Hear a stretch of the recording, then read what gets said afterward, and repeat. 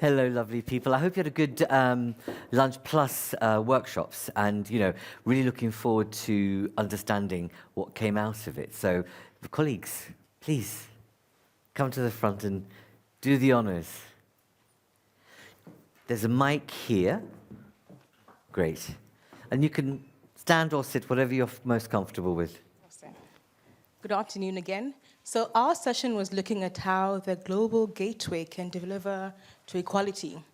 And there were 3 groups with recommendations from 3 thematic areas. Governance. The first recommendation was that there needs to be an exchange mechanism within the governance structures. So there's a global gateway board, civil society, business advisory group. What mechanism can be created to ensure communication? Second was an opening to non-EU actors. There were questions around who's involved. In the BAG, are they non-European business groups and civil society group? Will it only be European groups? So the recommendation was that there needs to be an opening for non-European actors. Thirdly, create the space for partner countries, organizations to lead the agenda. If this is really a partnership of equals, if it is really about shared interests, then partner countries need to be able to lead the agenda instead of being led. Instead of being held by the hand and told what to do and where to go, they need to have some sort of ownership. On design, the first one was about shaping public tenders for the private sector involvement. There are lots of questions about private sector involvement. We know the funds are necessary, but we need to also think about shaping the tenders in a way that are open, that are transparent, that people can track, where there's some accountability to avoid this opaque, hidden type of system. Secondly was synergies with other processes in programming. We've been told this is a vehicle to meet the SDGs. So we'd like to see the synergies with other programming to ensure that there is no incoherence. Thirdly, what we called the exit strategy. Global gateway won't be forever, right? So if there's this connectivity, both soft and hard, it's going to be for a particular period of time. What happens after that? Are the projects being created in a way that they can be sustained by partners after the fact? Is there plans to ensure that capacity is built so that this is sustainable and long-term and things don't just crash the next time the framework changes or the next time there is a strategic framework that seeks to do something different? Thirdly, impact. Ex-post and ex-ante impact assessments, community-driven and involving partner countries' authorities. We cannot stress enough the importance of community-driven impact assessments, because if these projects are really meant to help the SDGs and communities, they need to be involved in how they are assessed. It can't all happen from here behind the ivory tower. We also need partner countries' authorities to be involved in those impact assessments. Not to be told of, but to be consulted and to help in the design of the impact assessments. Ensuring long-term sustainability and predictability. I touched on that earlier, but what are we going to do, or how can we ensure that these projects and their impacts are long-term, that they're sustainable, not just thinking about the next 2 to 3 years, what happens 5 to 10 years later, so that we're not having the same discussion 10 years later. The third is to use existing markers and indicators to assess impact on communities. There's the SDG 10 markers, the inequality marker, the gender marker, all these are existing markers. These need to be harmonized and used holistically to assess impact on communities, as opposed to duplicating the process or not even doing anything at all. And then there were some general recommendations that I'd like to share. Overall, civil society involvement is critical, and not just here. In all partner countries, in all continents where the global gateway is going to be functioning, where their flagship projects, civil society involvement is key. Transparency and accountability. And I can't stress that enough, transparency and accountability. CSOs need access to data. We can't do anything about something we don't know. Commissioner Upelainen was saying that she'd like CSOs to keep politicians accountable. We can only do that if we've got accurate data. It needs to be timely, not sent a day before. It needs to be transparent. It needs to be accessible, not just for us living here in Europe, but for CSOs in Latin America and Asia Pacific, in Africa and the Western Balkans. Everybody needs to be able to access this data. Policy coherence, that is critical. As much as this global gateway promises much and tries to achieve much, it will be defeated by policy incoherence. We need to know that Europe is not giving with one hand and taking with the other. And we know that there is mistrust among partner countries because of that particular issue. On the one end, you're giving, one end, you're taking. As Louis said to me in French, they say, taking from Peter and giving to Paul. So we want to make sure that we're trying to avoid that. Ensuring ownership. At the end of the day, we're talking about human lives.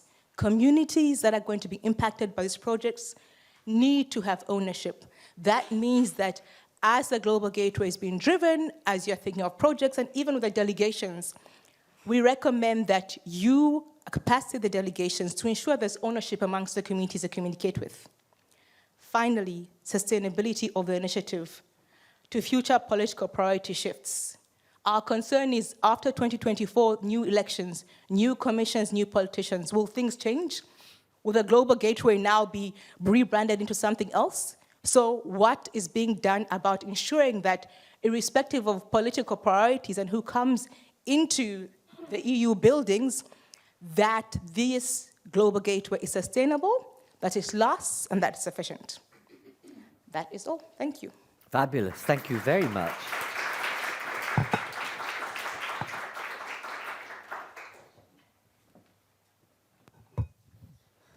Okay. We had a lively discussion in our PCSD workshop, so we'll share some of the outcomes of that. Throughout the day, we learned that we do not only need to look at international cooperation, but we need to look at the bigger pictures of how EU policies are impacting partner countries. Well, we dived into the topic of policy coherence for sustainable development in the EU's policies and practices. We exchanged examples of quite clear incoherences and negative impacts of EU policies on partner countries that are undermining their efforts in turn to achieve the Sustainable Development Goals and contribute to continued inequalities. One example that was mentioned was the race to gas. It leads to extractivism in the global south. It has neo-colonial dynamics, and it contradicts quite clearly with our Green Deal ambitions. Of course, we had an assignment to think about recommendations, and we have quite some. I'll share some of them on coordination, on mechanisms, and on consultation. First, on coordination, we need to exchange information across and between different branches in the European Commission as well as in the European Parliament. And very practically, this includes creating physical and digital spaces to interact, discuss policies and potential impacts. And we also thought, for example, about rotating staff of DGs after a couple of years, to make sure, like we do with diplomats, to make sure that you cannot stay in your silo for like 20 or 30 years. Responsibility for PCSD should be taken at the highest level of decision-making in the Commission, and that means that the Secretariat General should take a coordinating role. The responsibility should not be with DG INTPA alone. PCSD should be a standing point on the agenda of the College of Commissioners. Then on mechanisms, it is important that impact assessments, and it was mentioned before, are systematically conducted and adequately take into account social, environmental, and economic impacts on partner countries. That's not rocket science, but it needs to be done. Results and impact assessments should be made easily accessible to the large public, and that relates also to the point of transparency and access to data. And then regarding consultation, EU delegations should actively inform local stakeholders and civil society about the priorities of the EU in the respective countries. So on the substance as well as on the way that civil society can influence decision making, so on the process. And then lastly, EU delegation should invite a diversity of CSOs to be consulted on a broad range of themes, instead of only inviting a specific CSO on a specific topic, like women's rights organizations should, for example, not only be invited to talk about the EU's gender action plan, but also on climate-related policies and initiatives. So these were some of the many recommendations we had. If you want to know more, you can approach us, of course, but this is it for now.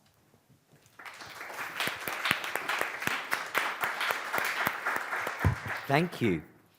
Obviously, very, very productive. I knew that's going to happen. That's okay. Very productive. And what we're going to do now is, obviously, you've had a chance to talk about these in the various groups, and now we're going to get a panel of contributors who are going to react to them. So if I could ask our panelists to join us, please. You can sit wherever you want. It's free seating.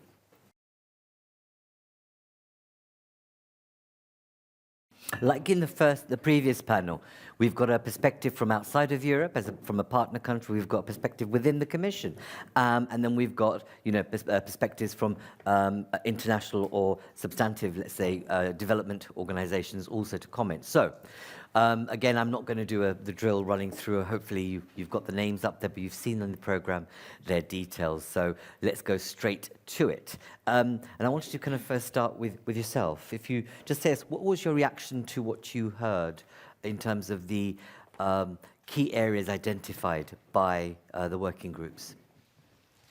Hi, everyone. Primero me presento, soy Paola Mera, mujer lesbiana que vive en el sur global. I chose to introduce myself in Spanish because my English is a little bit challenging for me to speak with you in English. So I hope you can understand me and we have this great conversation with you.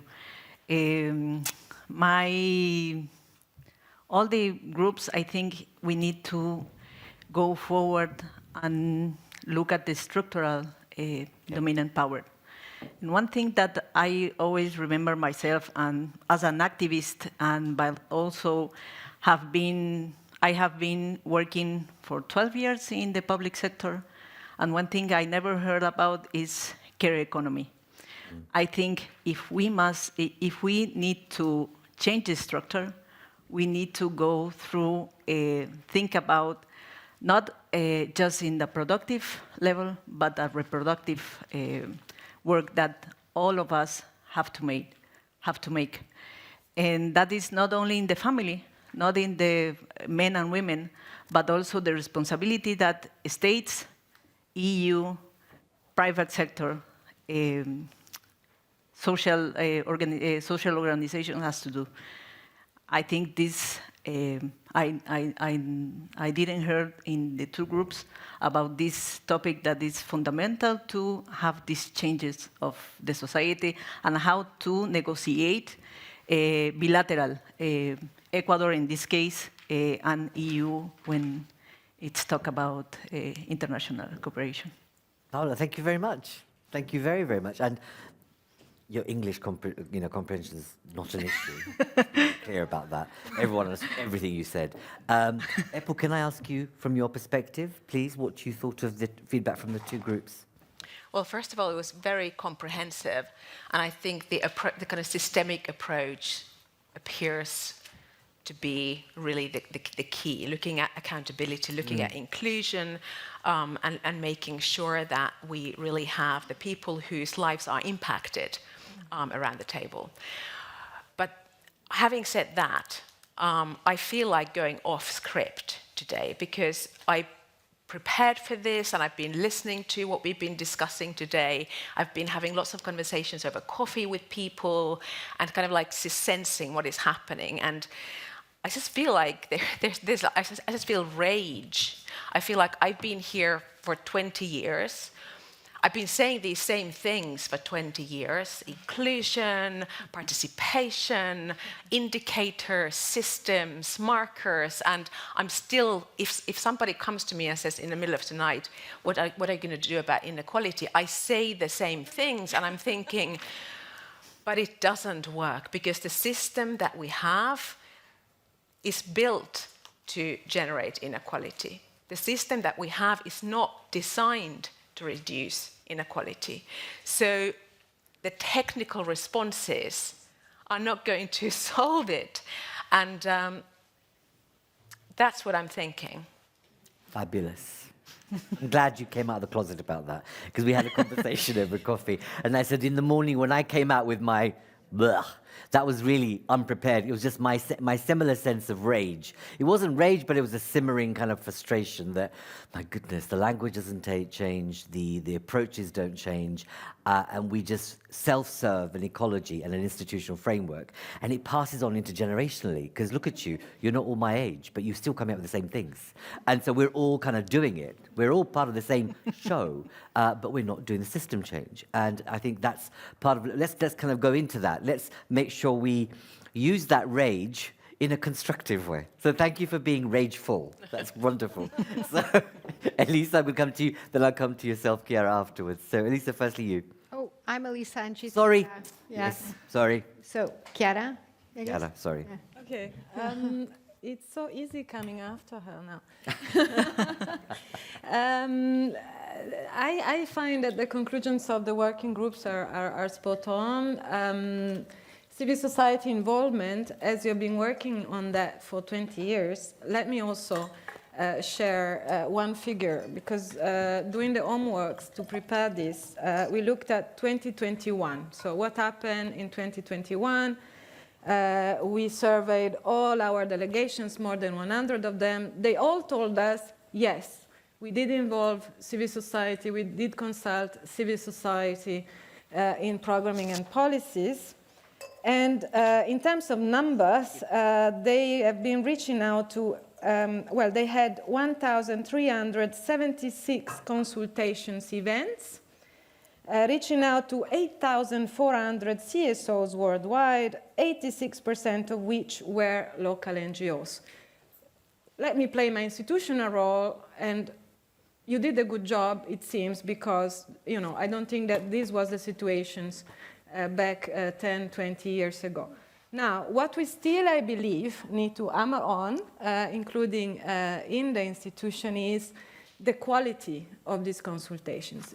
Because, of course, the quality of the consultations, how much we provide guidance and how much, you know, we develop these, are still too much depending on the individual delegation experience, etc. So I think, you know, where there is work to be done is really on quality, and that's what we are also working on with our delegations, so that, you know, we really have a lot of best practices, a lot of delegations who do tremendous work with you for those organizations who work in countries, reach out to a real diversity of stakeholders. So I really also want to, you know, salute our best efforts and make sure that those become, you know, more visible and become also those who can kind of share their experience and teach to the rest. So last week,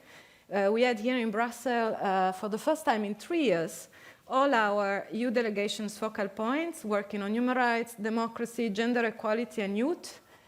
310 of them to do exactly that, to make sure that we lift up those who do it well, and they share their challenges, their experience, and they teach the others. So I think that's just one point I wanted to make, which is important on the CSO involvement. And then I can go on, but I'm sure you want to interrupt. No, I'll come back to you in a moment. Sorry for confusing you both. I do apologise.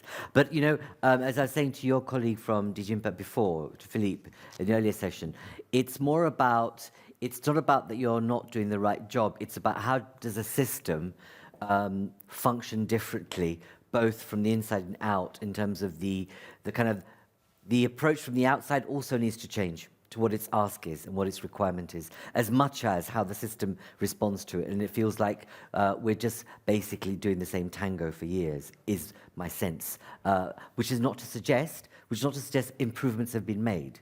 Improvements have been made, but it's the step or the level of change that's required doesn't seem to be, at least from my perspective, as much as I would have hoped as someone working in the voluntary sector previously. I would have wanted more of a step change. Elisa, over to you. What was your reaction to what you heard? Well, good afternoon, everyone. And whereas Chiara looks at the external side of things, I will look more at the internal side of things. And I heard a few key words from the different working groups, which were a little bit music to my ears, as far as music can be in the ears of the Secretariat General. But just to reassure you, that rage that you have, I think the homework starts at home. And the hard work starts at home. And I think we have started that hard homework. And let me explain a little bit why. I've been in the Commission for more than 20 years. And when I'd been in the Commission for about a year, I was asked to write an impact assessment. I had no idea how to write an impact assessment. And I was given 3 hours to write it. And I wrote an impact assessment in 3 hours for a policy of 300 billion euros. Because that's what we did at that point. That's what we did 20 years ago. It was a tick box exercise. Now an impact assessment can take a year, 18 months from start to finish, even longer if you want to commission reports. So just, I heard the words better impact assessment, better regulation, and that we've started to do at home. Maybe not to the extent that we should, and our impact assessments are not perfect, as civil society doesn't stop telling us and industry doesn't stop telling us, but we're getting better. The second thing is on indicators. I also heard the word indicators and having a better system of reliable indicators. One thing that the SDG agenda has brought to us is a very reliable system of indicators that we can use. Eurostat has a very sophisticated system of statistical reporting where we ourselves can measure by policy area, by member state, by SDG, the progress that we're making or not. 5 years ago, that was unthinkable. The third thing, integrating it into our own policy making. If you look at the main priorities of the Commission, some of the policy areas that we're working on, the European semester and some of the other areas, it's part and parcel of that policy. So I do think that there has been a change. And I agree, it may not be that system change that we need, and it may not have spilled over to the external dimension as much as we would have liked. But I do think we have made an important start. And I think the work that we're doing this year, preparing together with our colleagues in DG INTPA, together across the Commission services, of really taking an honest and hard look at ourselves, at the EU, in terms of the work that we've done inside the EU, progress towards sustainable development goals, but also working with our global partners in the global arena in terms of achieving the sustainable development goals. I think we are having that self-reflection and maybe being self-critical enough to be able to make that difference and make that incremental change to help you with your rage. Good, excellent. No, thank you. It's really good. Thank you very much for that. I think that it was good, and good for you for being that reflective, because you're right. Because 20 years ago, impact assessments were done very poorly. It was, it was management spin that came into government that said you should work differently and better, mostly private consultancy. But actually, they didn't really help to understand contextually how you do it within government. So it's good to hear. I suppose the issue, and all of us, we need to be thinking about this as we conclude this way forward, is that, as I reminded you at the beginning, thinking about the framework of what next year holds, elections and a new mandate.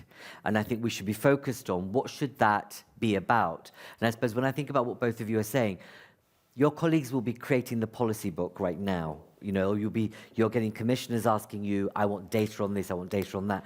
And what I see on this agenda is the crucial dilemma, or let's say dysfunctionality, will be about how do you make the case for overseas aid when you have populations experiencing the poorest and harshest economic environment they have had in generations. I mean, across generations. We've never had it so bad in Europe.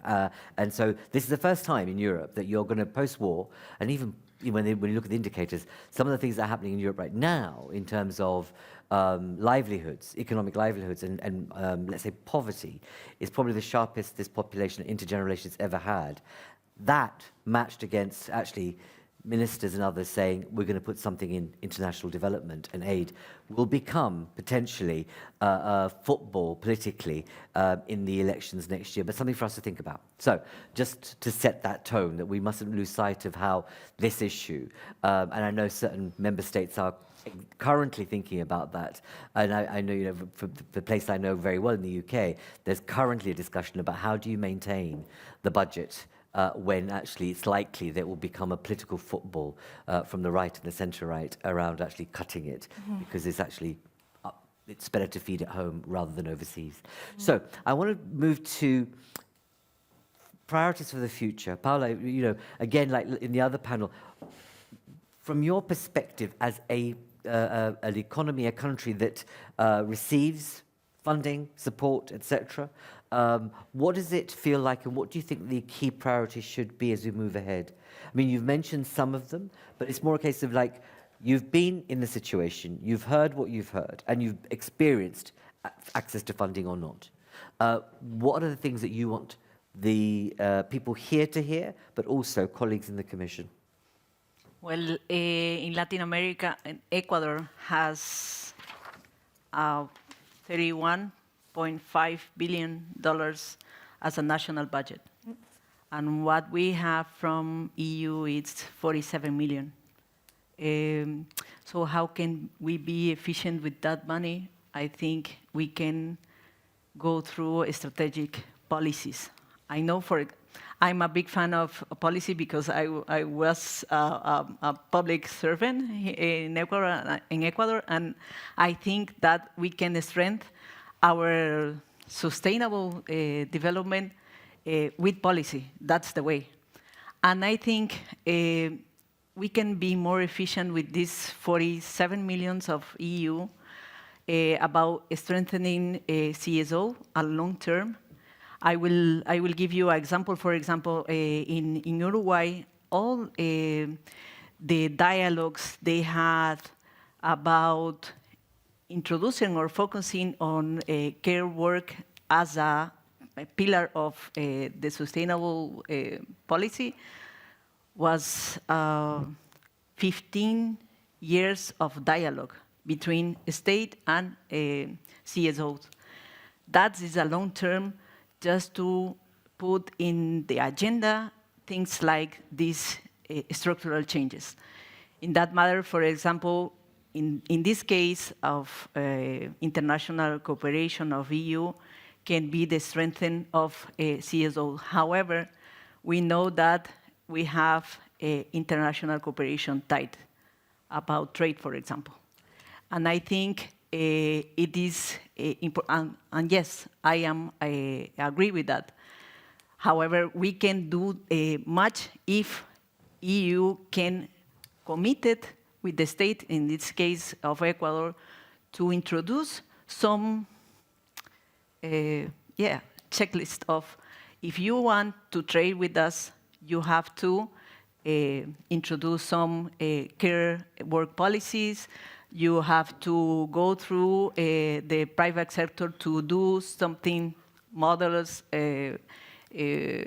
technical issues, to maternity leave, to paternity leave, to have more influence of this redistribution of care, not only in the family, as I said, but with the responsibility of private sector and institutional. So I came with these two ideas. First of all, with these 47, I think, millions, we have to strengthen the voices of women's organization, the indigenous organization, youth organization, to talk about economic justice, gender justice, with all mainstreaming intersectionality. But for the other hand, I think this cooperation type, we need this commitment of AU to have this checklist of state of Ecuador, for example, to do that with the sector private. I think this is my priorities. No, excellent. And can I just kind of probe you a little bit further? Because, I mean, those are excellent, because I suppose one of the things that everyone should be thinking about in recommendations is not just some, and I say this with all due respect, some fluffy stuff about let's make sure that, you know, women are involved in everything. I mean, fine. But you need to find what's the worm in the system that's going to tip the system. And things like actually writing into a free trade agreement or procurement process or development aid that the government must do X, Y, and Z creates system change. Yeah. And I think that's what we need to be thinking about, is what are the worms in the system that will actually tip change rather than simply an inclusion agenda. An inclusion agenda is fine, but it doesn't change the power dynamic. And it's only when you think about those bits that will change the system is when the power changes between people. And so, go on, sorry. And I think it's more than to be focusing on social policies. We have to do changes in fiscal policy, infrastructure policy, things that there are the big money in our states. And we have to do all this sensitive of decision making in that areas, because women are working in in all these areas, and gender have to be a part of these infrastructural actions policies, in the fiscal policy, because we have to change the structure of how are we doing our policies. Yeah, absolutely. And there's something about, if you look at the line from Europe down into where you are, that line is either through, you know, you're talking about soft diplomas through ambassadors. There's the aid through intermediaries. But actually then you've got the corruption lines, if I can call them that. And, you know, the corruption lines are also in the head of state, you know. And so it's a complex web, and that's why we need to be smarter to identify what are the things in the system that will genuinely actually poke it and turn it. And so things like what you're suggesting, like procurement, absolute bottom lines, making sure that, you know, soft labor floor targets are established, otherwise you don't get the money. Inclusion of women by a certain percentage, otherwise you don't get money. Things like that, which are just kind of procedural, but process-driven, but actually powerful as we move ahead. Thank you very much. That's great. Chiara, I'm going to come back to you. Because, you know, you had that dialogue with Elisa and you were thinking, right, there's kind of stuff here that we're doing. Why don't you just set out the kind of things as you look ahead? I know you can't reveal what the policy book's going to be like for the election. You can try. Why not? The camera's not on. It's like, we'll switch it off. But it'd be great. What, you know, as we look ahead, what should we expect? Thank you. Before I go there, I was intrigued, but a bit provoked, but your conclusion on the previous point that we really need to worry now that in Europe situation is so gloomy because of this poly crisis also affecting us, that this will have negative repercussions on and reflect badly on the EU outside and our ability to continue to support partner countries. And I like to challenge that a little bit, as we actually are now looking forward to the discussion at head of state and government level, the MFF, you know, the midterm review of our financial framework. So there will be this discussion quite soon in the next few weeks.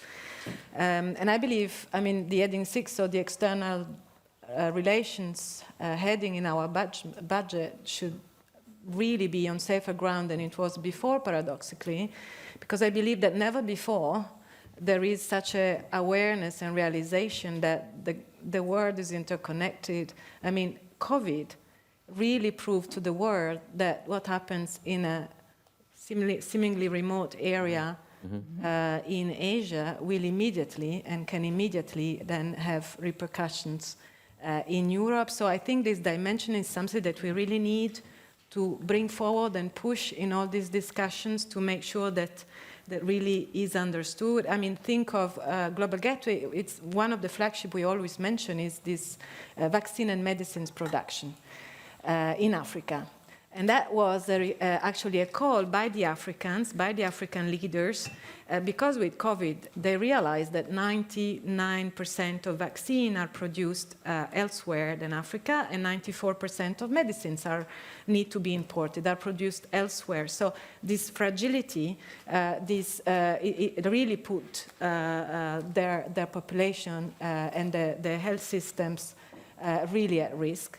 So there, it is about really making sure that we do strengthen their resilience in those countries, strengthen their strategic autonomy, so that next time round they will be more able to respond to a next pandemic. At the same time, this is also in our own interest. So I think all this needs really to be put forward to build the case and continue to build the case. Okay, on that, I mean, I agree with all of that, okay? All I'm saying is, you know, last weekend, the head of state in Italy stopped the registration of children of the same, you know, same gender. Yes, I know. You've got in Hungary and Poland, etc., and so forth. So I just look at the fragility of the politics of psychology and, you know, people's psychology, and in the terms that next year easily could be about actually only homegrown stuff, and we'll only do development aid where it suits us, so it protects us.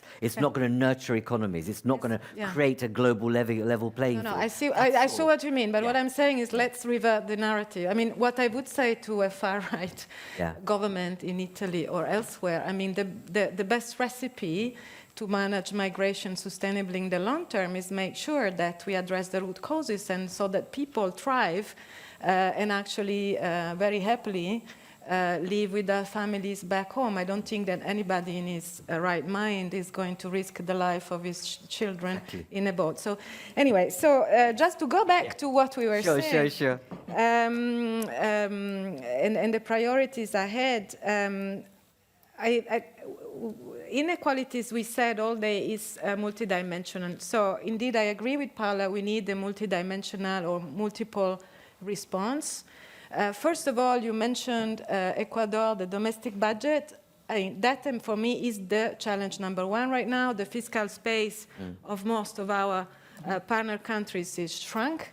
And of course, is no donor, no international community will ever be able or should anyway replace that domestic budget. So I think what we need to continue doing and step up the game is really making sure that domestic resource mobilization is carried out, that fiscal policies are carried out, tax evasion. You mentioned corruption. You know that the level of the volume of corruption every year equates 10 times the ODAs. So we could just be home and go to the beach if we would fight corruption effectively. It's 10 times the efforts of the overall community. So that's one important element.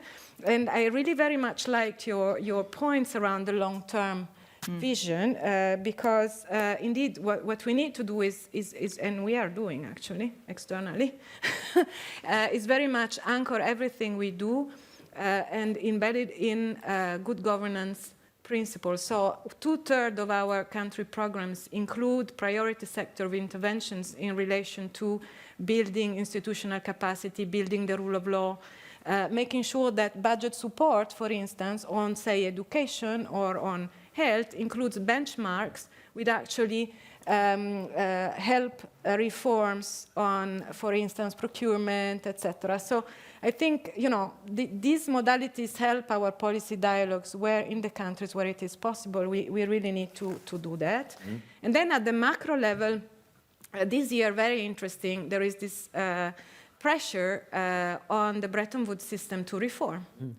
And that's coming up now in the Springs meetings in Washington, and then Macron called with the PM of Barbados this big summit in June, and I think that's the space where we really need to make sure that we look afresh at the, again, a macroeconomic level at the system, and how can this system really in the current context, cater for the multidimensionality of inequality, so within states, between states. So I hope, and I'm sure that you will also have an input there. Finally, we need indeed to put the focus on policy coherence, and from our side, going back on track on SDG is the mission of what we do, so it's not so complicated, but just 3 examples. Last year, SDG 3, the Global Health Strategy, first priority of the Global Health Strategy we put forward is going back to SDG 3, rebuild weakened health systems and put people at the center there, including women's health. Secondly, we went to the Transforming Education Summit, SDG 4, where the Commission is now one of the 5 global champions.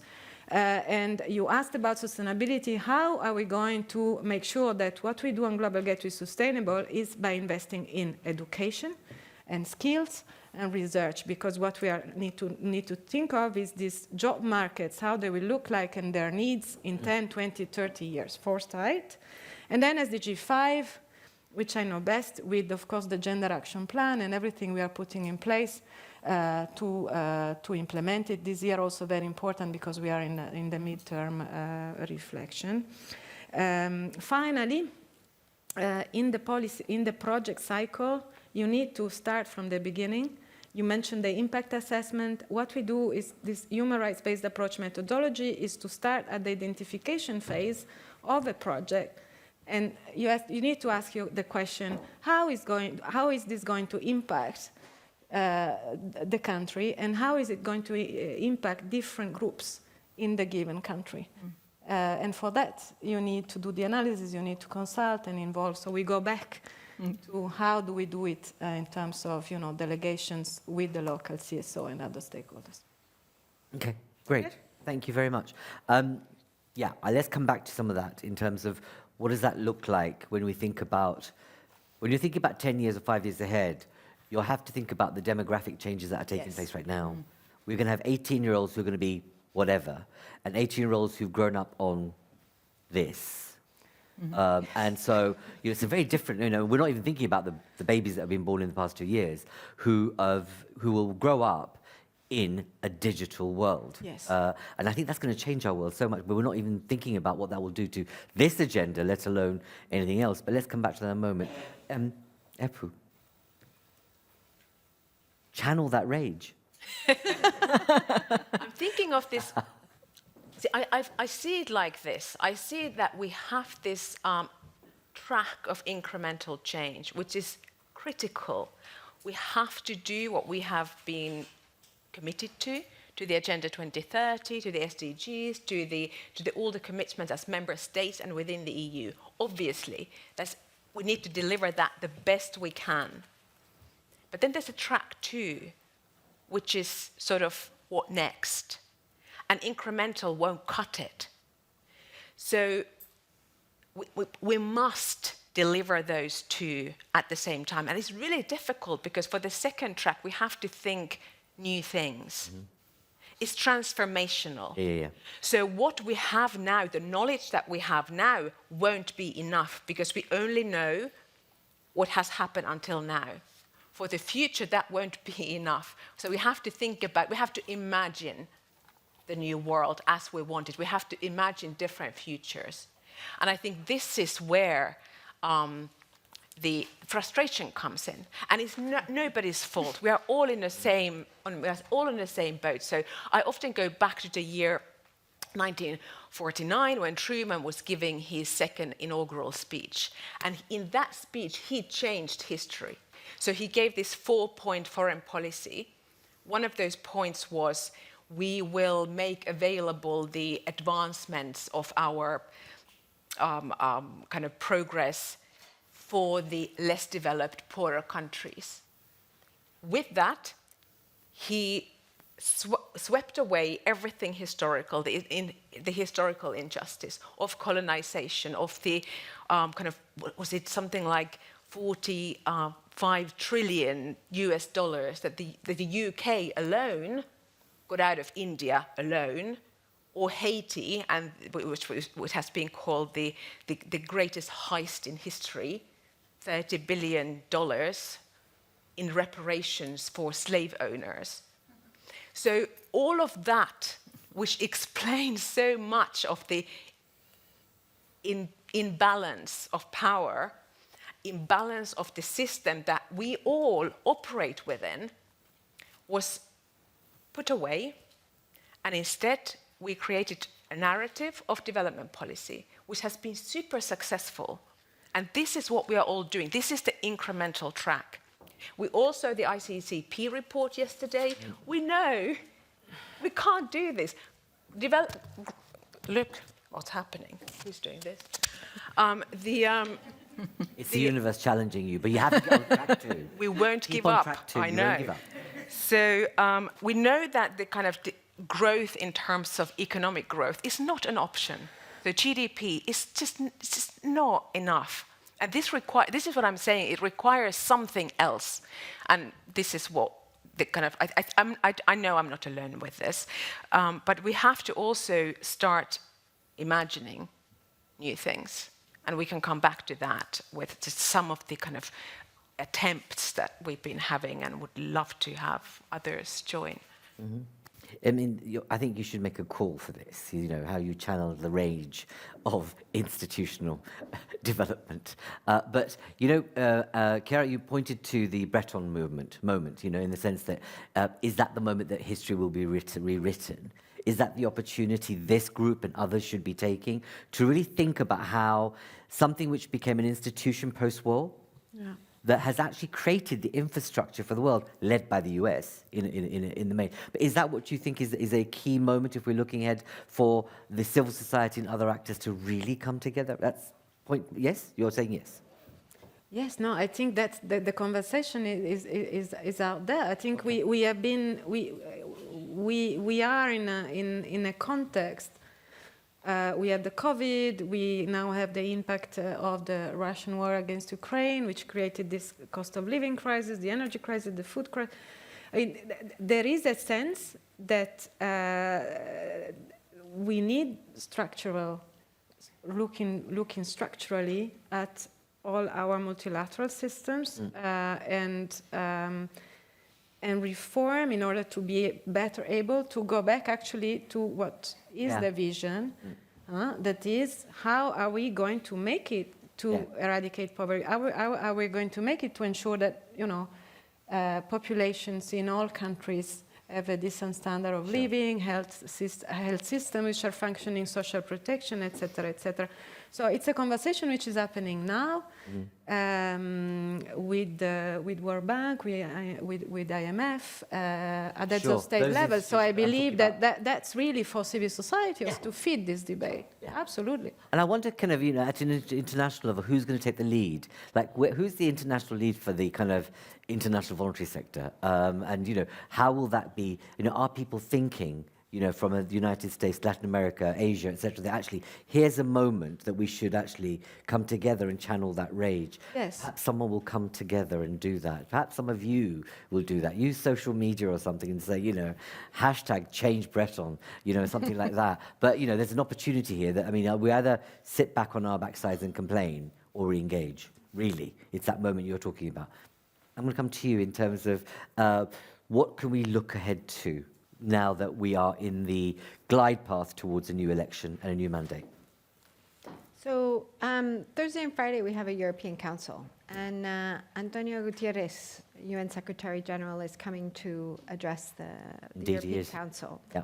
And there are three topics that he's going to talk about, and I think those three topics in a way kind of show what the priorities are for the EU in the global agenda at the moment. The first is climate. And obviously, you mentioned yesterday or the day before's ICCP report.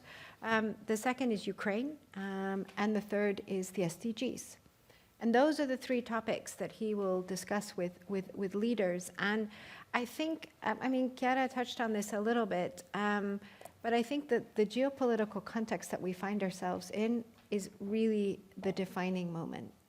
You know, if we were having this meeting a year and a half ago, or just before COVID, I think the dynamics would be really, really different. And I think what is happening, we cannot underestimate the impact that this war is having.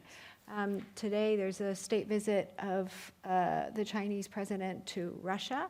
What will come out of that? We don't know. So the uncertainty which maybe our global partners in Africa and in Latin America and Asia underestimate, perhaps. We are really anxious in Europe. We are anxious because we have, you know, I think Josep Borrell said it very nicely a few months ago. He said, we've spent the last couple of decades relying on Russia for our energy, the Americans for our security, and the Chinese for economy. And we're now waking up to the fact that actually we don't know who to trust and who's reliable. And the energy crisis and the war in Ukraine showed that we don't have as reliable partners as we have. So we're having this kind of changing moment, paradigm shift, the Truman moment. I don't know what it is. I mean, I'm sure a very much more eloquent historian will be able to explain it in a few years much better than I can. But I think for all our global partners, don't underestimate what this is doing to us. And although I think we want to have an ambitious global gateway, we want to have an ambitious policy towards, whether it's a development policy or an external policy towards the global community, we are ourselves going through some significant transformation. I mean, just this week, we're raising, production levels of ammunition to help Ukraine. I mean, who would have ever thought we were doing this 2 years ago? So I think that's a really important thing. But then maybe a couple of other things to go back to what you were saying. I think what the geopolitical changes that we have seen have perhaps politicized a little bit the SDGs a little bit, in the sense that there's a bit of a spin. But I also think that looking forward, we are looking at how the war in Ukraine, the energy crisis, the changing geopolitical context is affecting our progress towards SDGs, and how we can help our global partners with progress towards SDGs. So you mentioned also the impact on food and the food crisis. I mean, we have worked tirelessly with the UN for the Black Sea routes. They've just now been extended for another 60 days. We have worked tirelessly with our partners to open up the solidarity lanes to allow for the transfer of grain from Ukraine to the Baltic Sea ports and to other ports in the Black Sea. We have come up with a global fertilizer strategy, which is looking at not just how we Europeans and our own agricultural sector can source its fertilizers, but how to help our global partners in terms of having a sustainability in fertilizers. So we are taking those initiatives. Perhaps they may be more reactive than we would have liked, but that's because the situation mandates it. But certainly when we start, to go back to your question, now I'm finally answering your question, to go back answering, it's to go looking forward to next year's elections and to the next college, all of these things will certainly factor in our reflection. But again, I go back to my first point, the fact that in the European Council, the SDGs will be one of the subjects for the discussion, I think shows how important this is for us and for our partners in the UN. Thank you. That was really arresting and thoughtful. But you're right. Antonio Guterres has always been a fan, he's always proselytized the SDGs, and it's good that he's doing that this week. And it's an important moment. And you reflect on the fact that we need to think of the geopolitics. And you're absolutely right. There is real concern, and I'm not sure what the intelligence is showing us, but. We have a significant peace and defense program in our place, and we have a number of senior fellows who've been in the system who are thinking, if this goes on for another 12 months, you don't know what might happen. And that's not to be doomsday merchants, but actually, we genuinely don't know how a single moment, whether it's a drone that's shot down or a collision in the Black Sea, may escalate what we're experiencing, which is not to put the fear of God in everyone, it's just understanding the fragility of the situation. Yes. However, I just think that the reason why I'm trying to push on this is I think you're right about what Europe is going through, but don't forget the rest of the world is going through that too. It's about realizing that our partners are feeling the same sense of fragility, insecurity, and vulnerability that we are in Europe. But it's actually worse because the supply chains are being blocked, access to capital is being blocked, and actually suddenly people are realizing we've woken up to a crazy world of not our making. And I suppose the single message that you keep on reverberating here, they're hearing, is that how do you learn, and don't make the same mistakes? So surely, and I'm going to come to you, audience people, is the issue of prevention. How do we prevent some of this, which we know? I mean, we know that, the dirty deal was done with Merkel and others about the use of Russian gas and oil, for example, despite a lot of people saying don't do it. And there's a whole range of other fertilizers. You're right, it's great we're doing it, but people said 10 years ago, have an alternative approach to fertilizers because we've got a bottleneck here. And I suppose the issue in terms of prevention, I will shut up, is how do you view the South as an opportunity and a glass half full, as opposed to something that needs to be transacted with at a moment of difficulty and say, be patient? We can't have that narrative, is what I'm thinking. So colleagues, reactions to what you've heard so far, because we've only got 15 minutes left and I'm going to try and do it as quickly as I can. And I hope that you can be as energetic in your thoughts and views as you were earlier on. And I feel the fact that you're tired, you've been here all day, right? It's a bit warm in here. And so, if you don't say anything, I'll just come over to you. Because, hey, we're not going to see each other again. So use the moment in the next 15, 20 minutes to have fun and make memories. So, there you go. Please say who you are and what you'd like or what your comment is. So all of you to be thinking about what should be in Tanya's manifesto. Let's call it that.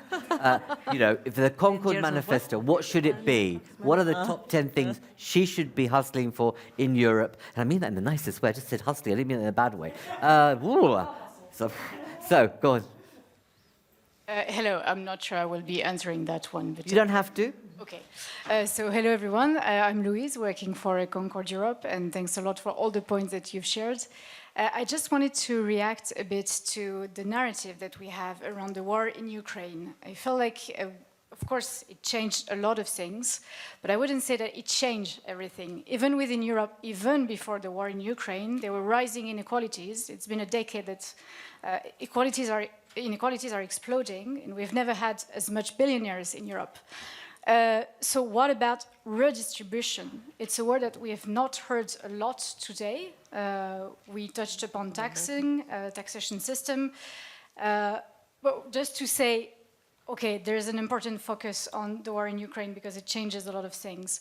But what about also reshifting the priority that we're making at the moment on defense, on supporting Ukrainian refugees, on food security?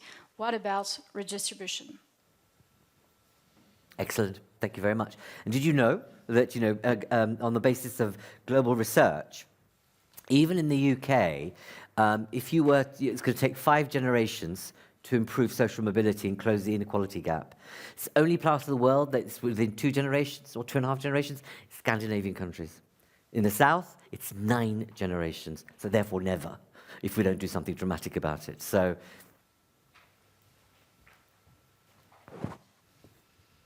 Thank you. Thank you for that presentation. Elisa, I particularly want to thank you for being candid about that the EU is anxious, right?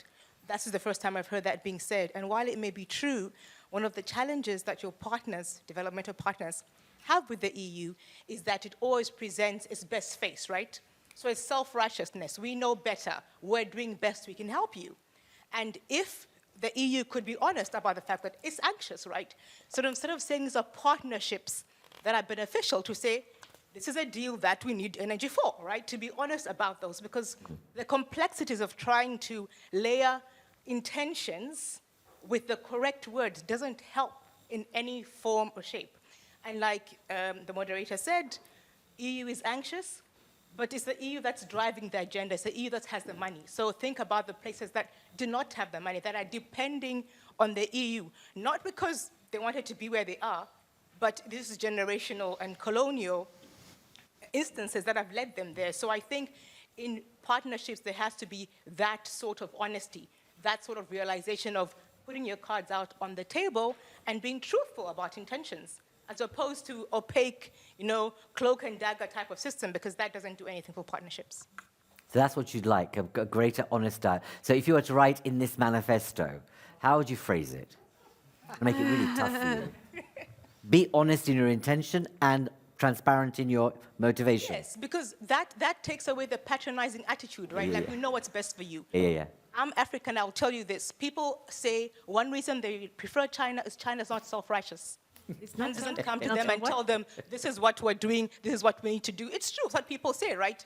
Because then nobody is perfect. So owning up to the fact that the EU is also struggling, the EU is afraid, the EU is anxious, and even though it wants to work with partners, these are the motivations behind some of the actions. That would be useful. Well done. Excellent. Thank you very much. I know. This is great. This is what we need. You want to come in? And then I've got someone at the front. Go on. Thank you very much. Hello, I'm Manon from Global Health Advocates, and I would like to react to something you were saying, Mrs. Adamo.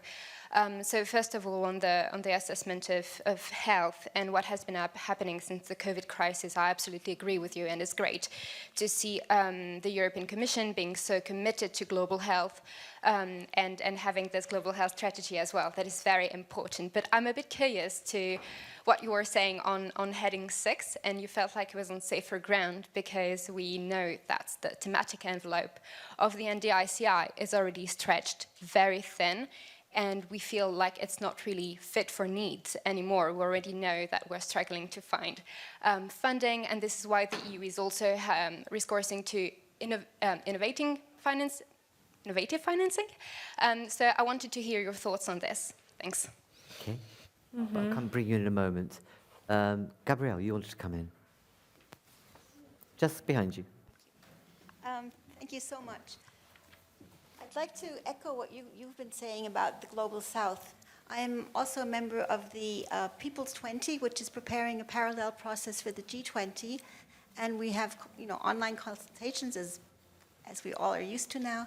And echoing exactly what you're saying, what is the Global South saying? They are anxious too, but they're anxious on different points. They're anxious because they don't think the sanctions make sense. The sanctions that the West, so EU and US, are imposing, that they're harming them more than they're helping, and they're not really putting Russia into any dire straits. They have a very different take on China. Obviously, they don't agree with the human rights violations of China, but they're saying China gives us, the way one used to have the East-West conflict to play out against each other, it gives an alternative source of financing with all its problems, but they just see it differently. The debt catastrophe that's coming, that is not really addressed by the European Union. And then one really scorching example is vaccine inequity. And I was interested to hear that the Global Gateway is building factories in Senegal, Rwanda, and another country to manufacture the vaccine, but BioNTech is still not giving the patent, and that was what the whole argument was about.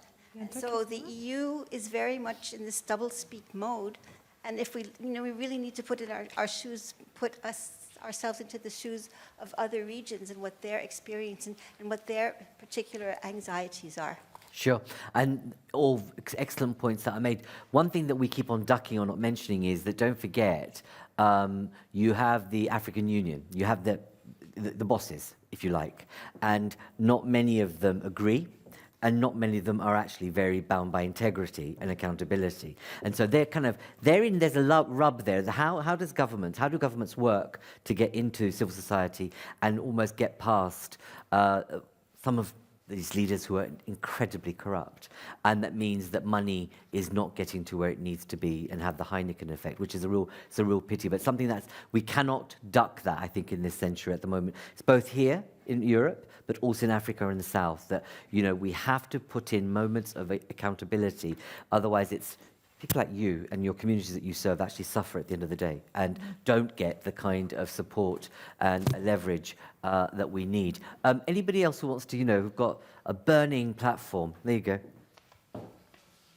Feel free. You. My name is Mariana Leite. I'm with ACT Alliance. Chiara, it's actually a question for you. We met before the pandemic, and I can't even remember myself when I was in a previous role with Question 8. But anyway, I really like that you talked about the reform of the Bretton Woods institutions, and as someone who operates more at the global level and is sort of tangentially monitoring that, I just wanted to flag that there is a little bit of danger with where that's going. Yes. And a little bit of word of caution to all of us, because there is the issue of legitimacy that has been, raised by a lot of civil society, social movements, civil society networks, platforms, and so forth and so on. And also, with similar what we saw in terms of the pushbacks with human rights and human rights being instrumentalized, there is also a danger of that, right? The post-COVID agenda being instrumentalized and what it means to really reshape and fundamentally transform the system. Whereas I'm following, for example, the G7, and now Japan is proposing this new form of capitalism, but actually, ultimately, what we want is a completely new system. We don't want to fix a system that actually is built in reproducing inequalities, and that has been mentioned already. So it's just a word of caution, because if I were to write that manifesto, I would definitely take that into account. Well, what would you say, though? Actually, what would you want? So actually, you're not saying don't engage with the Bretton Woods review. No, I'm not saying not engage, but really understanding where What the it's about. legitimacy comes from, and being transformative and being human rights centered. So we do need to have human rights front and center in terms of the economic system that we want to see, and making sure it's plural. Yeah. We can't be mandating and creating a new form of neoliberalism, because we know it's a failure. Lord. Well done, well said. But no, at the heart of it is like, could this grouping could say, actually the principles underpinning any multilateral institution should be X, Y, and Z, based on what we've come from, and building in issues of accountability, transparency, accountability, how the process of voting takes place, how did the process of inclusion takes place. Good question to put into a review of multilateralism. So thank you very much. Anybody else? Before we have two, excellent. And forgive me, organisers, if I go off a little bit extra, time-wise. You okay? You good with that? Good, I've got the thumbs up. Brilliant. Hello, and thanks everyone for your contributions. I'm Eva Luna from Concord Europe, and my question would be directed towards Elisa Roller. So I'm also glad that you're talking about the EU voluntary review, and we are very glad to hear that you will pay attention to reporting both on domestic efforts towards SDG implementation as well as external, and how they are coherent, as well as how the EU's actions are maybe not that coherent and how they are negatively impacting our partner countries. And so we keep hearing that the EU puts the SDGs front and center, but at the same time there is currently no overarching strategy for the EU to achieve the SDGs.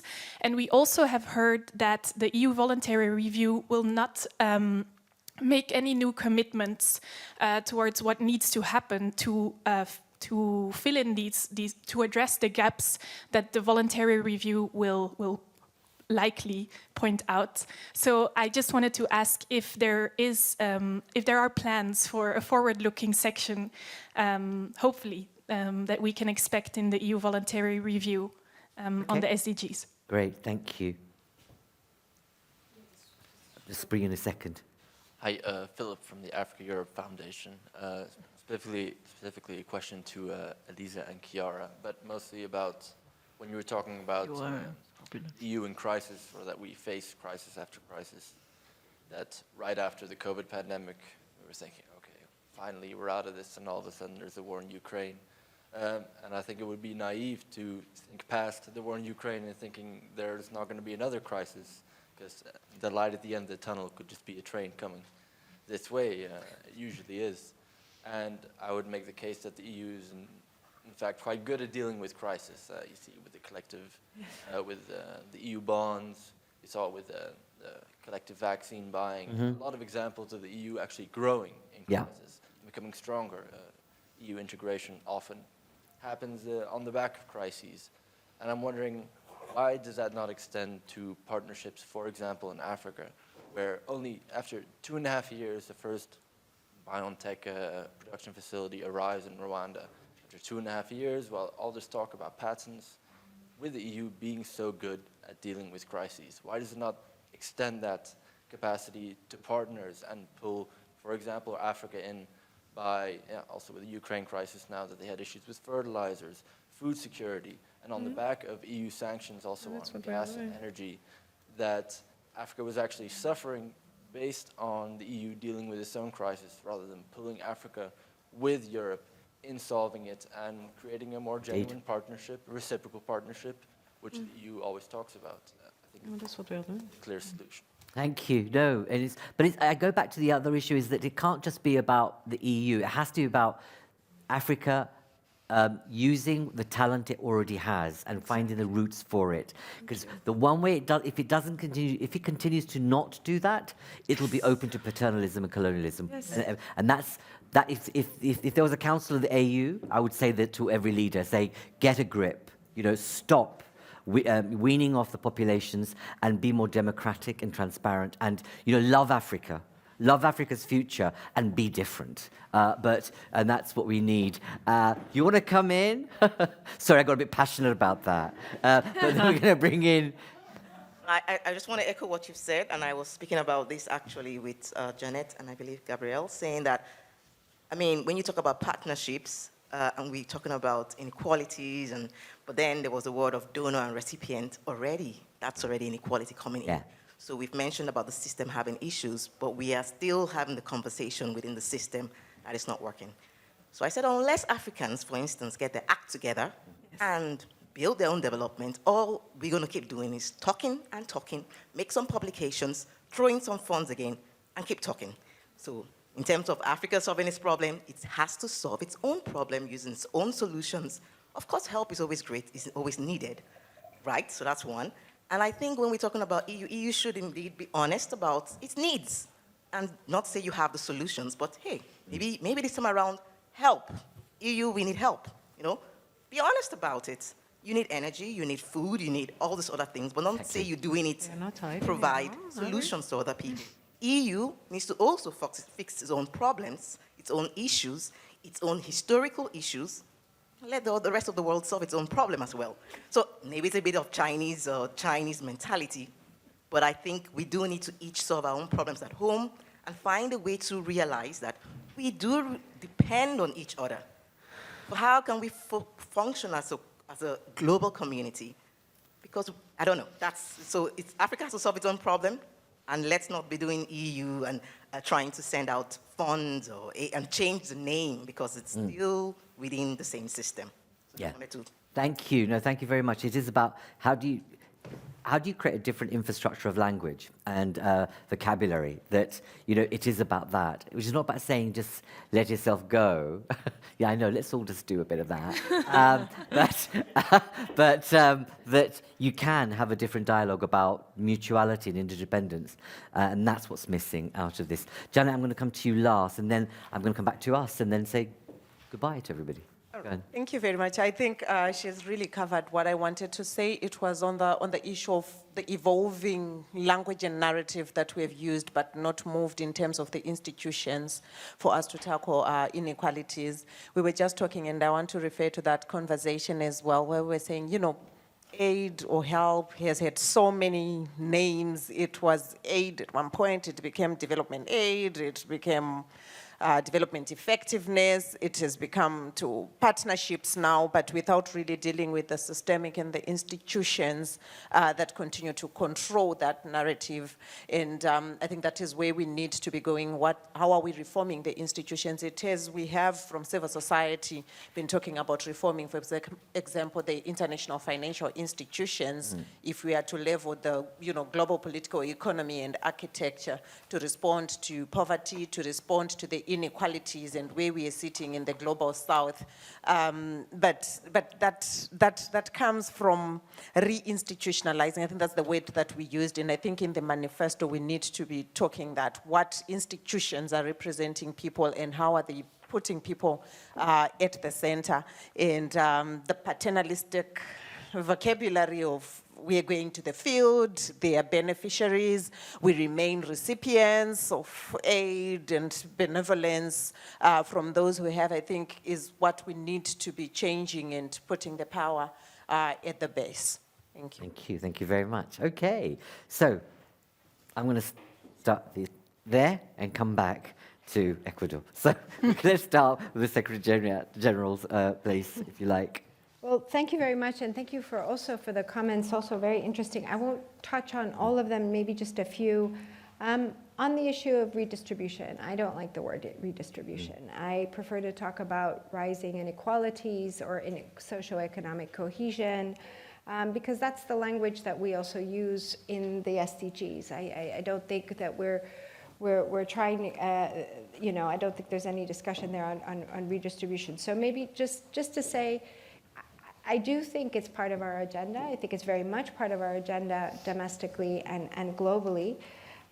Just to give you a couple of recent initiatives, in 2021 we had a European Child Guarantee approved, which is no child will be left behind, essentially, access to education, childcare, health, etc. We also have an initiative coming up this year on the recognition of qualifications of third country nationals to help the integration of third country nationals when they arrive into Europe, if they have skills or competences or diplomas, that those can be fairly quickly recognized to help with integration, to help for them in the labor market. So I do think we're doing, I think there's a lot of progress to be made, but I do think that we're doing something about it. Then on the point that you were making, Tabith, about the honesty, I agree. I think sometimes in the language of, well, I wouldn't just say the Commission, but every country's politics, politicians don't like to give bad news. They like to give good news in this sense of optimism, in the sense of this. But if you look very carefully at everything that we've written over the past year, you'll sense that note of anxiety. Just to give you an example, we came a few months back with a regulation on critical infrastructure.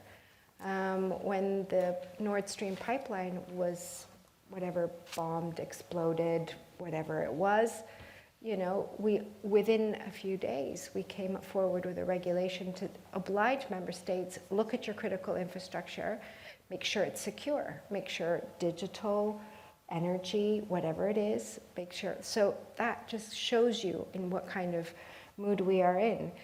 Last week, we came on a communication on competitiveness. We feel that we're no longer as competitive as we were for different reasons, because of the geopolitical circumstances, because of the impact of COVID, you name it. We came up with 2 proposals, one on critical raw materials and one on net zero technologies, where we're really looking at ourselves in the global context in terms of the impact of value change, where we are in the thing, how we set up critical partnerships. So the language there is not this note of paternalism, optimism, and we will preach to the world our wonderful values and our wonderful this. It's, folks, that we're in this situation and we're going to have to reach out to friendly countries that can help us as part of this global partnership. Then maybe just to touch on 2 more points. Yes, I do think that Europe has been built on crisis after crisis. I do very, very much agree. But I don't think that that is necessarily always been inward looking, because we have reacted to crises that have not necessarily affected us in our daily living. And I gave the example before of the food security. Yes. Our shelves were not empty when the Ukraine war hit. We were not seeing, the food scarcity that you were seeing in a lot of countries. You remember Egypt and a couple of other countries where things were seriously difficult last year. But we did react. We did react to that. So I don't agree that we don't react to crisis situations globally. So I would say, and then finally, on your point on the EU voluntary review, I think the reason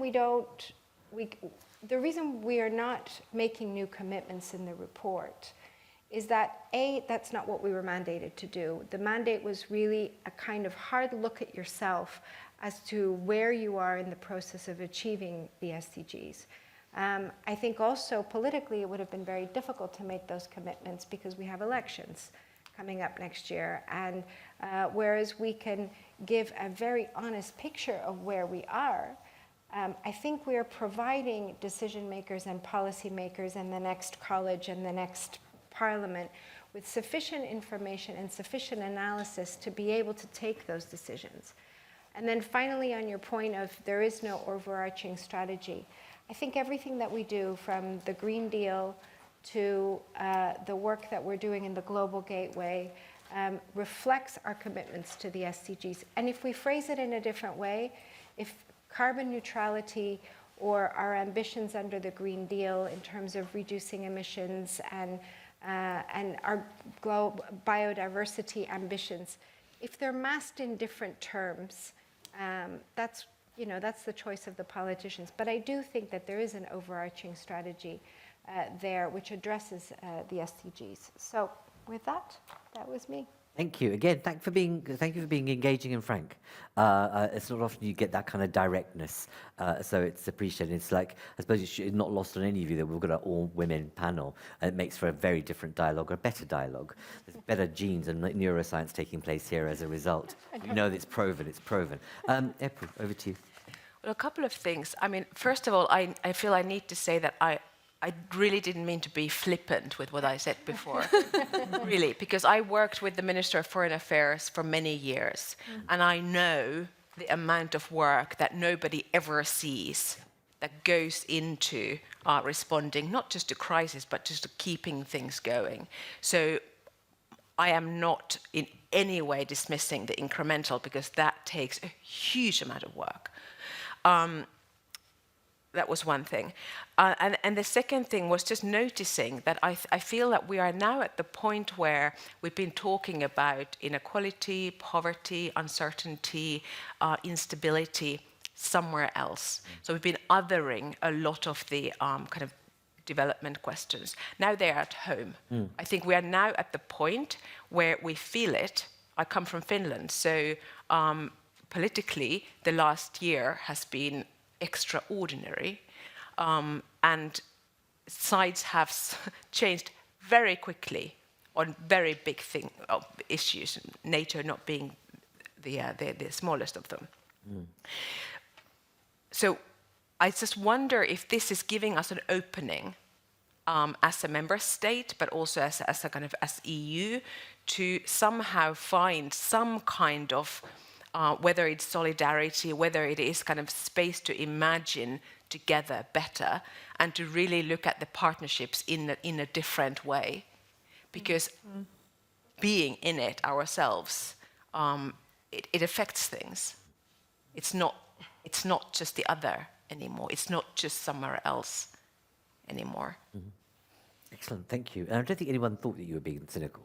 And you don't lose that kind of the rage moment, because I think it's important. No. Those moments are important, and I think the way you've just set it out is excellent. It's just about how do you define track 2 in a way, and let's call it track 2 for the moment, defining track 2 in a way that enables that reimagination, which is really important. That's what I wanted to say, because I would hate colleagues here thinking that I meant anything else, knowing that there's, because there's so much that no one sees. Exactly. Thank you. Chiara. Thanks. I would maybe pick on the interventions related to the evolution of the nature of the partnerships, international partnerships, and I do fully agree with the interventions from the floor, and I think it's really a dual thing. The language is important. I mean, if we look at the language, I would make really the ads for Global Gateway, because Global Gateway is all about building mutually beneficial partnerships which are win-win, but it means we need you and you need us in a way, you know? So we are building connections, we are building bridges between people, but also, you know, all this infrastructure work enables to strengthen resilience and strategic autonomy of our partners and of ourselves. So it's mutually beneficiaries. So that breaks from this donor-recipient, and we are very candid about it. I don't think we are saying that we don't need anybody. We actually, I mean, as she mentioned, look at last week college communication on sustainable supply chain for critical raw material, etc. So that's what we are going to. It's building mutually beneficial partnerships of equal. And it's a mind shift that needs to take place. For the mind shift to take place, however, while keeping our own identity, and I would say yes, we are going to be value-based, and it's not a blah blah. I mean, partners can choose between us and China, between us and the Gulf, between us and someone else. Probably China is even more efficient and quicker in delivering infrastructure, but they're probably importing their own workers. They're probably not really looking at the social standards, workers' rights, or yes, we are a bit annoying because we will put a number of benchmarks in terms of, all these human rights and rule of law standards. It comes with the bill, but I think increasingly partners, they do see that this is also in their mutual interest.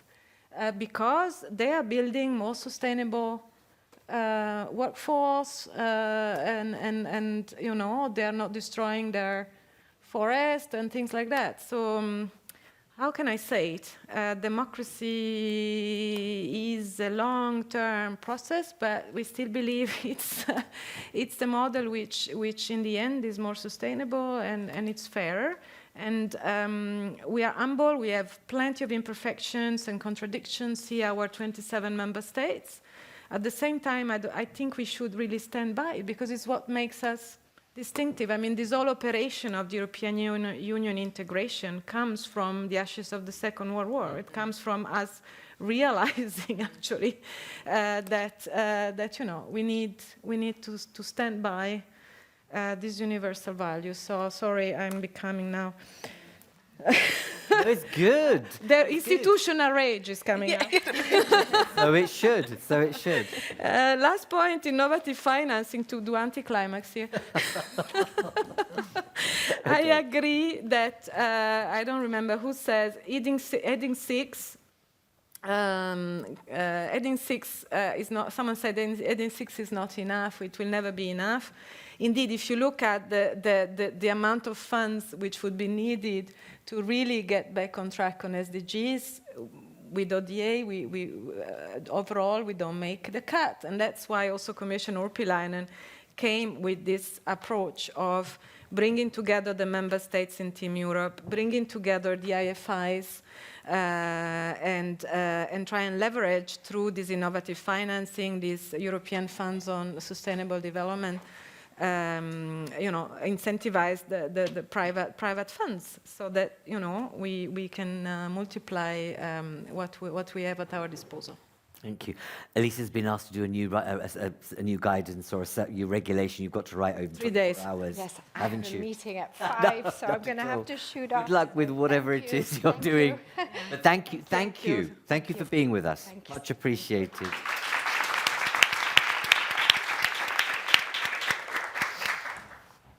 Are you? No, I have to go to the pediatrician in 10 minutes. You too? Okay, great. No, but can I just say that I don't think your message about the fact that democracy costs, and we have to understand that democracy costs if we want to yield the benefits of it. I think what we're hearing here is that some of the historical architecture and modes of communication and engagement just need to shift if we're going to move to a different modality. And I think that's not about undermining or saying that the EU has to really use. It's the most successful project post-war. It's a beautiful project of values and human rights. It's a bit dodgy with politicians, but actually the idea is a beautiful idea. What we need to remember is that for that idea to move forward, we just need to have a different sentiment with our partners. Yes. And which is about help us both share and I suppose solve mutual problems in the world and move away from the dialogue that we've had. And that's what we're hearing from the audience, I think, is a different sentiment and entry point of engagement. So thank you very much for that. Last but not least, what would you like to say in terms of what you've heard so far and anything else? Because you've made some really powerful points already about what you'd like to see. Anything in addition to what you've been hearing, Paola? I'm going with my first speech that I thought I will begin with. Mm-hmm.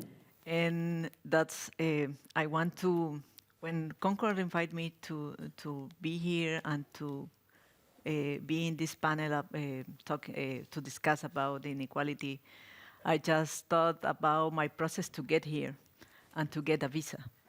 No, I was questioned by, I had to present not only the invitation of Concord, but also my bank accounts, my registration cards, so just to get sure that I'm not staying in here indefinitely, no? In that point, I think it is important to say that I have to prove that I'm a solvent economic person, no? In that matter, for me, and just to be with you here is just to let you know that I am always be in a unprivileged position because I always be questioned to be a South citizen. And in that way, yeah, I born in a middle income country that always, Janet said that this market of PAB, I don't know how, GDP, it's how can all the world measure us. But yeah, I am a privileged woman that I can be here, but not women of my country can be here. No, it's a barrier. When I want to finish this discussion until you go to the pediatrician. Yeah, everybody has to take care, and that's why it's important to look at the care work as a topic that we have to be in our agendas, because if we don't get this agenda of care work, we are doing nothing about changes of structure, because it's not for women and men doing our roles obligatory, but it's for the importance of EU states and everyone to get on board in this agenda. So that's I want to finish. Fabulous, Paola. Thank you very much. Thank you. You know, I don't think we've heard so far today the way you just articulated that your measure of GDPR defines my viability, and my credibility, and whether I'm, going to be a good citizen or a bad citizen. It's wonderfully put. That's not the only thing that's wrong with GDPR. There's a lot wrong with GDPR that needs to change fundamentally, actually, because it's built on a metrics that's post-war, and we need to be thinking about very different metrics for GDPR if we're actually going to change the system. Thank you all. You've been fabulous. Let's thank our contributors. Thank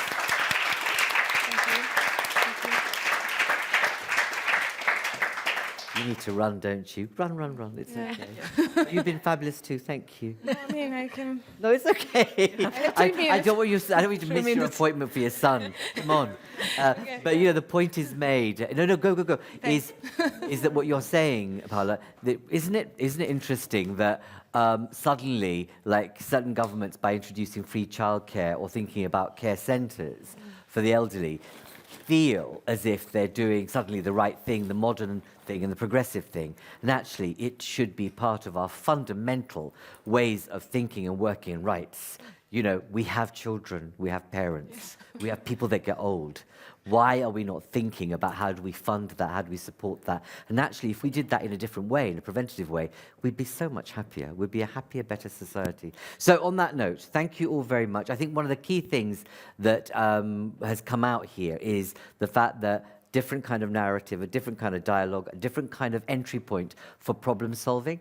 And clearly, accountability, integrity are key drivers of what we do, and hopefully a more preventative approach to what we do. And, you know, let's say invert the paradigm of international development and go for a track 2 proposition. But let's not forget, and I think you should be there as a reminder that, you know, civil society, the quality of you, the volume of you, is a measure of a good society. And, you know, you don't ever underestimate that a good society should be measured by the quality, strength, and the capability of civil society. Colleagues, thank you very much. You've been fabulous. It's been a pleasure. And back over to you, because you've got a manifesto written up now. You need to write one. As well for that. So I really don't want to be, I'm very conscious I'm sort of the person between the end and the drinks, so I'm not going to be very long at all. I really just want to say a huge thank you to every single one of you, of course, especially to our panelists, especially to those of you who've traveled from far to be with us and who've gone through a lot of hassle to get here. Both Janet and Paola, thank you so much. We really appreciate it, and we've learned a lot from you, and I hope we'll carry on learning a lot together as well going forward. So thank you very much for all your contributions. Thank you, Dharmendra, for a great moderation of these panels and of the day. It's been a joy. No, honestly, I thank you, because I haven't been done a voluntary sector gig since I left the UK, and it's been absolute joy. I feel so spirited, so I really thank you in return. A lot of work we can do carrying on together, that's Indeed. very clear. And I also, just before we end, I really want to thank my team. I want to thank particularly Borja, who's been working on this for so long. Yes.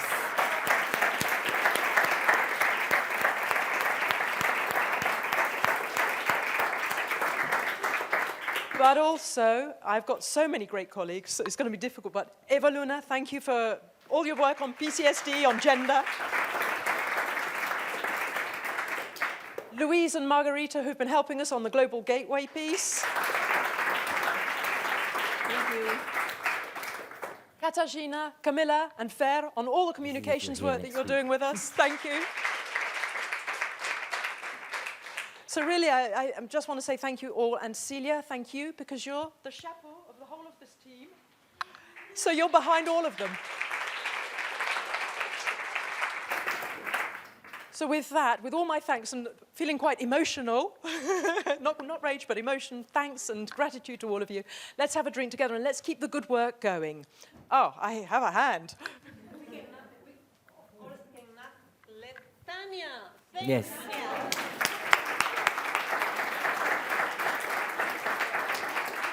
So just to say, we will be taking all of this forward. This isn't going to be, hey, now we leave the room, we pack up, and we're going to forget everything. We have an elections task force. At the very least, we've got loads of working groups, but we have an elections task force as well, so we will be writing something, whether it will look like a manifesto or something else we don't yet know. That depends on all of you, all of us together, but we will be taking this work forward. So thank you very much. I have to say, because it's part of my briefing, and I mustn't fail in that, in my responsibilities. So, you know, you've got snacks and drinks, but you've also going to have live music by Mamadou Dramé. So please do take part in that, because it's going to be quite special, the artist that we can enjoy whilst we're chatting. So have a lovely evening and take care.